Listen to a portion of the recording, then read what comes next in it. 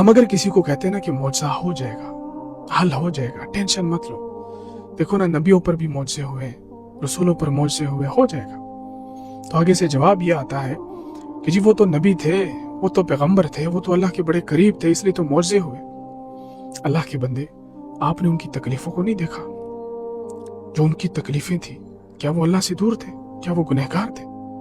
ایسا نہیں ہے۔ آپ یہ سوچتے ہو کہ جی ہم تو بڑے گنہگار ہیں، ہم پر کہاں سے معجزے ہوں گے؟ ہم پر تو یہ امتحانات حد سے بڑھ چکے ہیں۔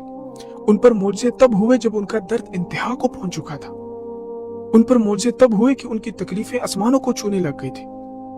جب آگ میں پھینکا گیا تھا تب معجزے ہوئے۔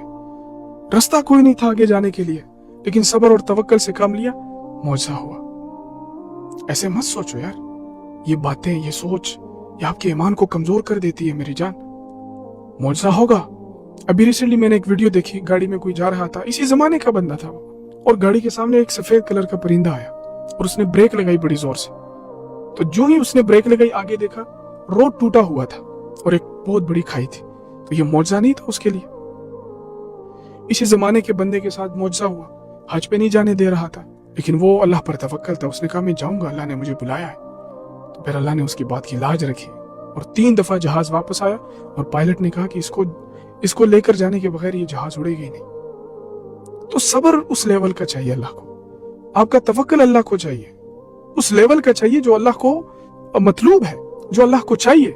یہ باتیں نہیں چاہیے، یہ رونا دھونا اللہ کو نہیں چاہیے۔ ان باتوں سے، ان رونے دھونے سے اللہ کی قسم کبھی معجزے نہیں ہوں گے، بلکہ ان باتوں سے ہمیشہ آپ کا ایمان کمزور ہوگا، آپ کا نفس آپ پر ہمیشہ حاوی ہوگا۔ پھر معجزے ہوں گے میری جان، آپ پر بھی ہوں گے، بڑے ہیوی قسم کے معجزے ہوں گے انشاءاللہ، لیکن صبر اور توکل سے کام لو، انشاءاللہ زندگی بدل جائے گی۔